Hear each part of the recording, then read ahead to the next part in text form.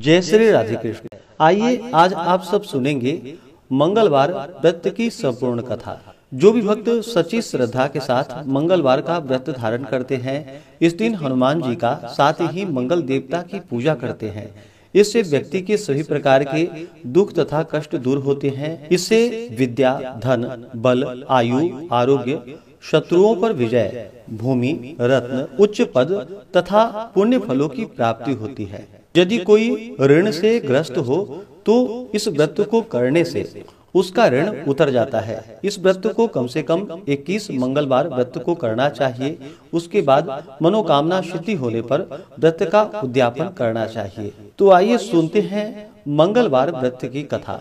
तो बोलिए प्रेम से मंगल देवता की जय, हनुमान जी महाराज की जय। बहुत समय पहले की बात है।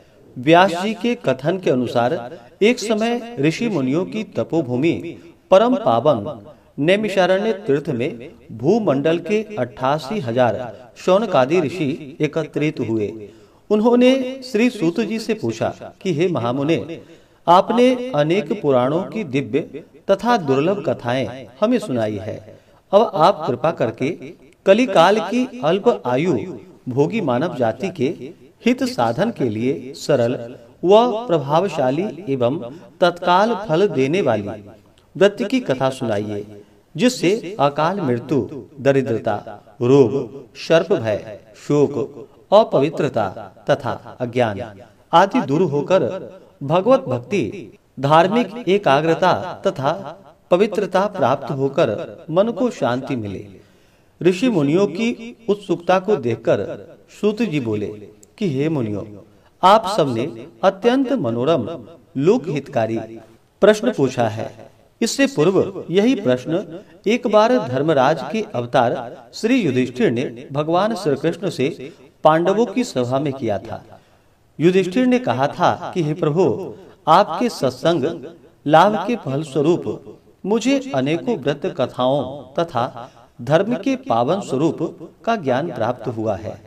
अब कृपा करके मनुष्यों की पुत्र प्राप्ति सहित संपूर्ण कामनाओं को सिद्धि करने वाली कोई ऐसी कथा सुनाइए जो कलिकाल में मानव जाति के लिए सरल तथा अल्प श्रम वाली हो।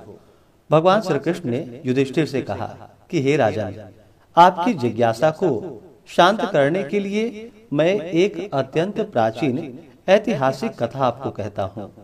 इसे पूर्ण एकाग्रता के साथ सुनिए। कुंडनपुर नामक एक नगर था। उसमें नंदा नामक निर्धन ब्राह्मण रहता था।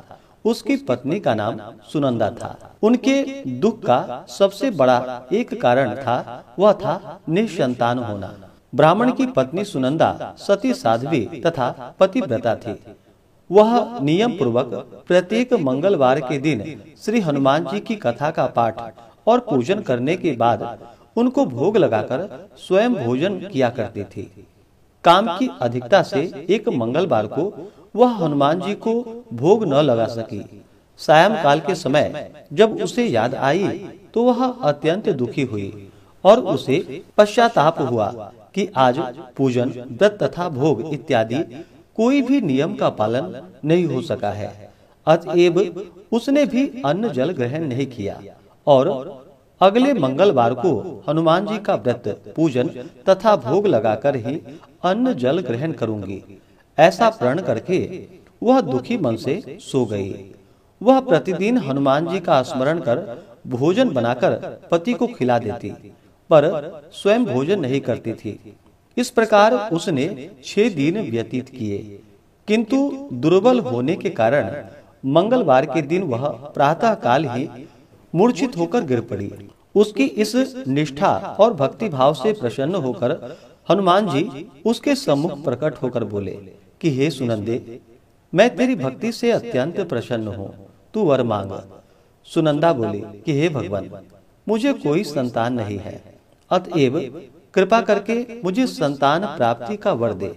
श्री हनुमान जी बोले, तेरी अभिलाषा पूर्ण होगी और तुझे ऐसी कन्या रत्न की प्राप्ति होगी जिसके अष्टांग तुझे प्रतिदिन सोना दिया करेंगे।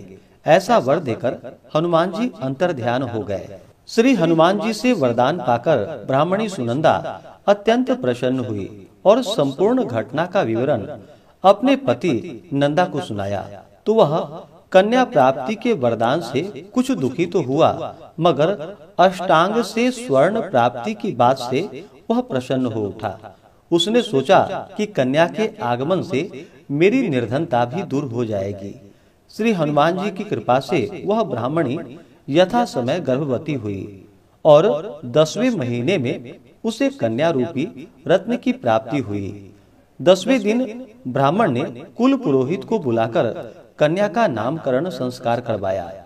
पुरोहित ने जन्म, नक्षत्र तथा राशि के अनुसार कन्या का नाम स्वर्णा रखा। कन्या के पूर्व जन्म संस्कार बड़े उत्तम थे और उसने पहले जन्म में मंगल देव का विधि विधान से व्रत व पूजन किया था। कन्या के अष्टांगों से प्रतिदिन काफी सोना मिलने के कारण वह ब्राह्मण अत्यंत धनवान होने के साथ साथ अभिमानी भी हो गया। प्रकृति की विकास गति के अनुसार जैसे शुक्ल पक्ष का चंद्रमा बढ़ता है, उसी प्रकार कन्या भी प्रतिदिन बढ़ने लगी।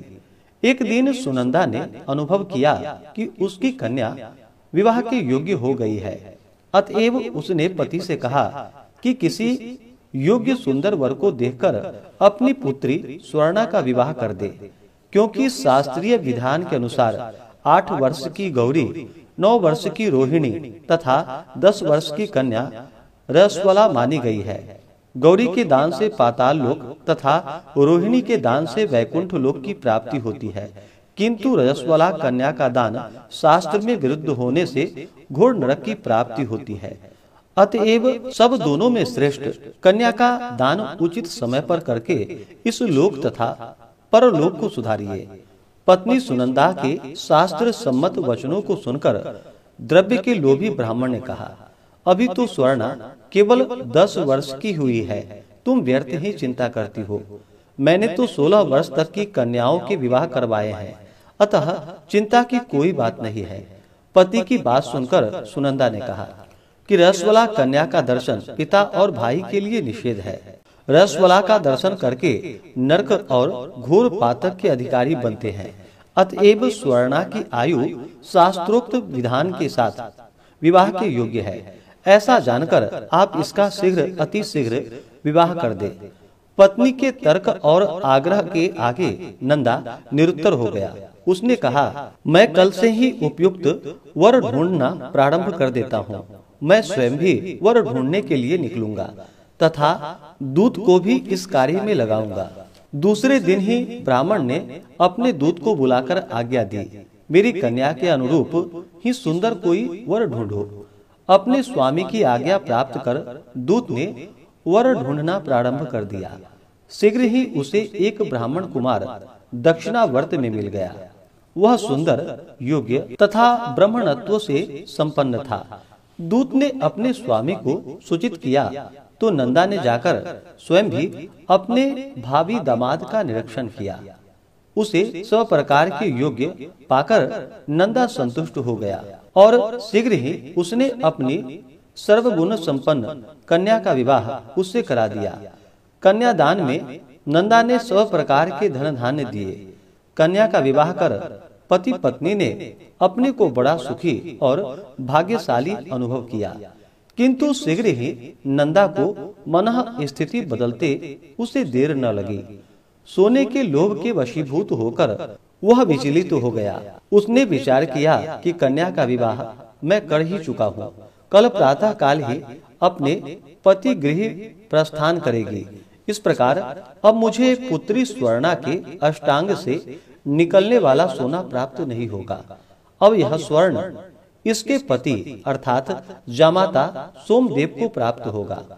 मेरे द्वारा संचित किया हुआ धन कन्या के वस्त्राभूषणों आदि में व्यय हो गया है।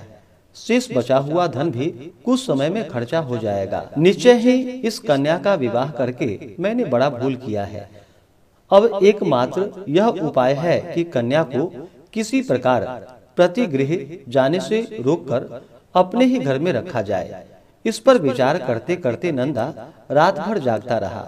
अंत में उसने धर्म के विरुद्ध एक भयानक निर्णय लिया कि जब कन्या को लेकर सोमदेव अपने घर के लिए प्रस्थान करेगा तो मार्ग में छिपकर उसका वध कर दूंगा और कन्या स्वर्णा को समझा बुझाकर अपने घर ले आऊंगा। विधवा निराश्रय पुत्री को घर पर रखने के कारण समाज भी मेरी निंदा नहीं करेगा और स्वर्णा से मुझे पहले की तरह नियमित सोना प्राप्त होता रहेगा। प्रातःकाल शुभ मुहूर्त विचार कर नंदा और सुनंदा ने जामाता तथा कन्या को धन धान्य से संतुष्ट कर प्रसन्न चित्त सभी स्वजनों के सामने विदा किया।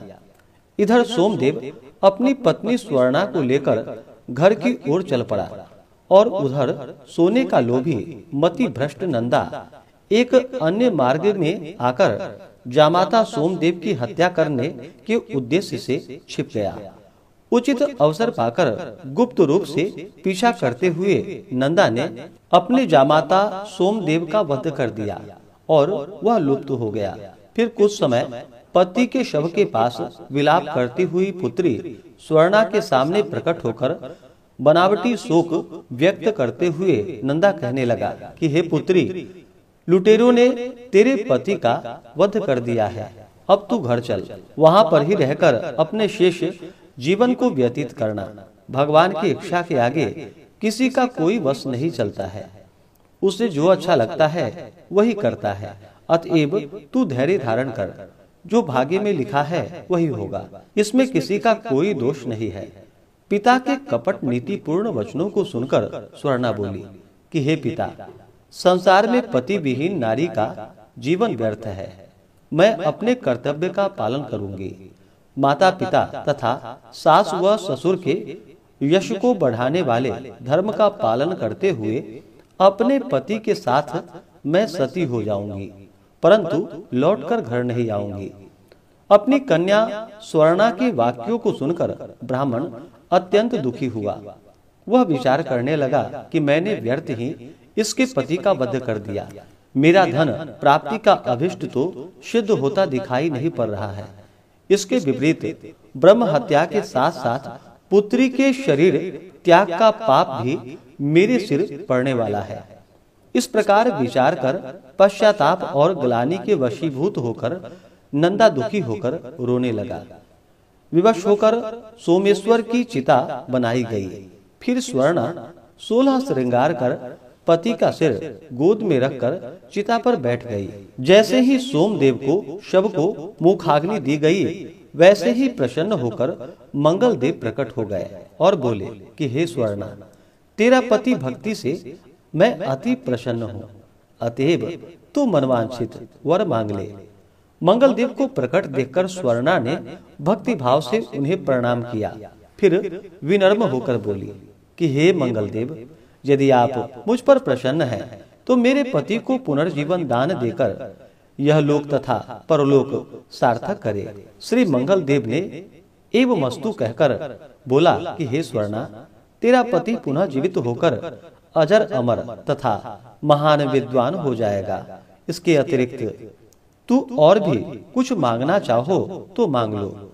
स्वर्णा बोली कि हे अमंगल हरने वाले मंगलकारी ग्रहों के स्वामी मंगल देव, यदि आप मुझ पर प्रसन्न हैं, तो यह वरदान भी देने की कृपा करें कि जो भी प्राणी मंगलवार के दिन विधि विधान से भक्ति पूर्वक आपका पूजन करे और धूप दीप नैवेद्य लाल पुष्प तथा लाल चंदन समर्पित करे, वह सभी प्रकार के सांसारिक दुखों से मुक्त होकर सुखी जीवन व्यतीत करे।